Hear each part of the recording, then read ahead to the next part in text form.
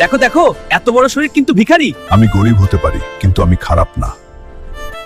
এই হাল, একটা দাগ থাকলেও আজ টাকা পাবি না। জি মালিক।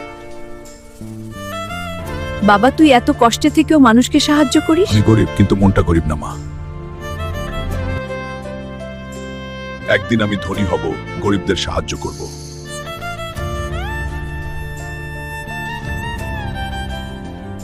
এটাই আমার সুযোগ।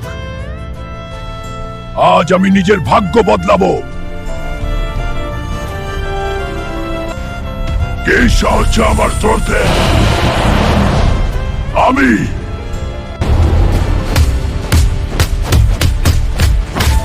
Like